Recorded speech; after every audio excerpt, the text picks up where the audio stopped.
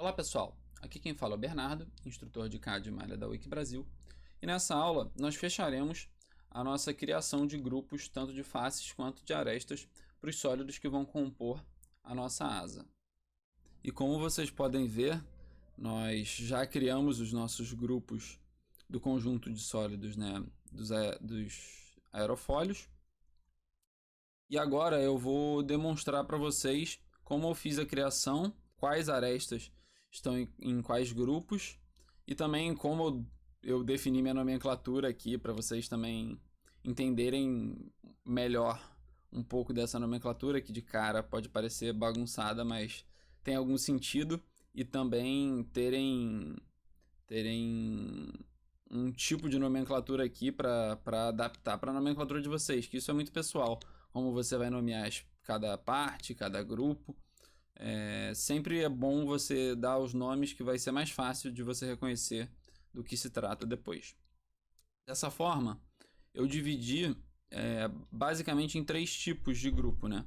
Grupos de altura, esses três primeiros, grupos de espessura, esses dois que inclusive a gente já tratou, né? Então não vai ser grandes novidades para vocês.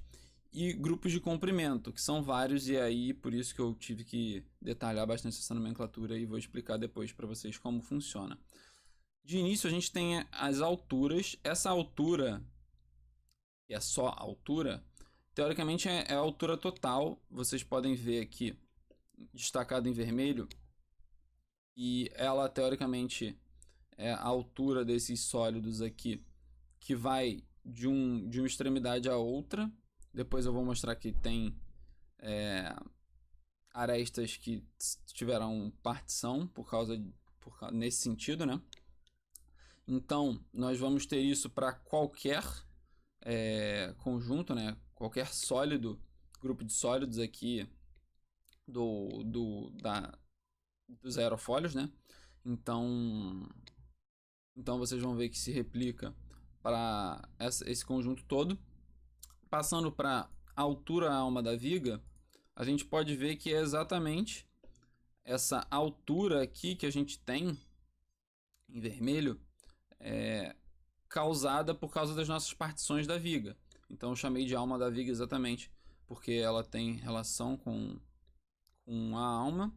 E aqui, em contrapartida, tem o complementar dele, né, para dar a altura total, que é a altura das extremidades da viga, que foram exatamente as placas retangulares, né, nas extremidades da viga, que eu chamei dessa forma. Vocês vão ver que dessa forma a gente tem todas as arestas de altura.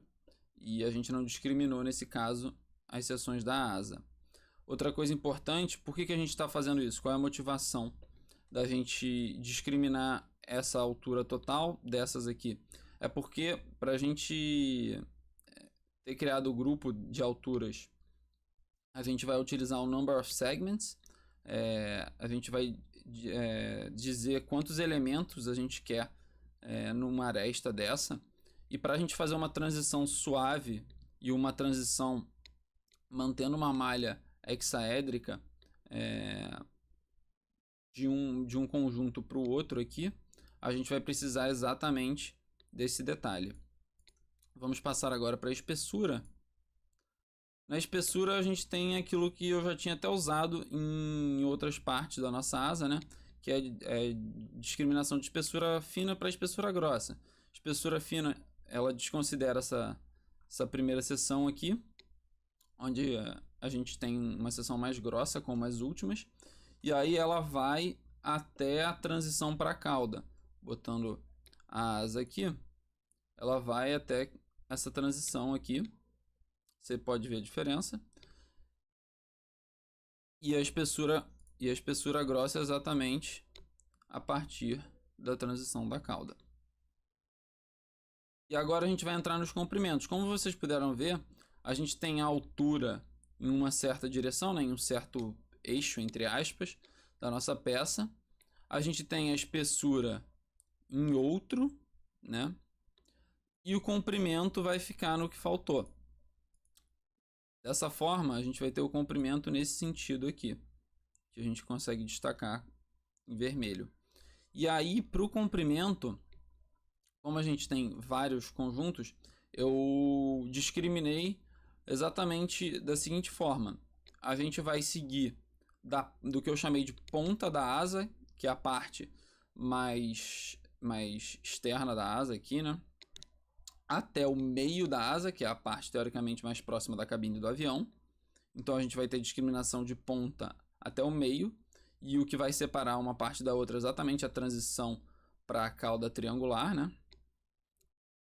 E além disso, a gente tem 3 grandes blocos: o bloco da esquerda para o centro e por fim para a direita. Então a gente começa com esse comprimento esquerda ponta, que é exatamente o comprimento aqui desse conjunto da esquerda, né? E aí a gente repara as arestas que estão destacadas em vermelho, então o comprimento vai se dar sempre nessa direção, mais ou menos, né? E aí a gente vai até a transição para a parte que a gente vai ter a cauda triangular. Em sequência a gente vai ter o comprimento esquerda meio, que está em branco agora, e agora eu botei para vermelho, como não estou mais selecionando.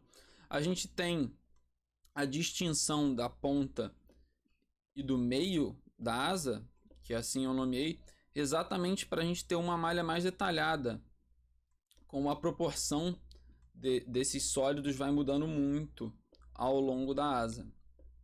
Então, a gente vai passar para a parte do centro. A gente tem o comprimento centro, né? Como a gente está tratando dos blocos do centro.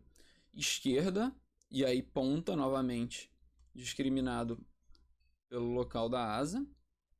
A gente tem, agora em vermelho, a gente tem comprimento centro, esquerda, meio. E aí, para a parte da viga, a gente não vai discriminar entre ponta e meio, exatamente porque a gente quer a nossa viga uniforme. Então, a gente vai ter o comprimento total da viga, onde a gente tem uma aresta que vai de um canto ao outro da viga. Por causa das nossas partições, a gente vai ter também esse comprimento parcial da viga, separado exatamente por causa da alma. E complementando, a gente tem o comprimento alma-viga, em vermelho.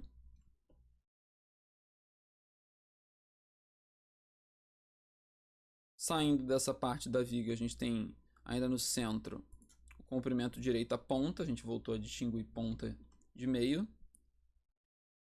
Em sequência, comprimento direita meio.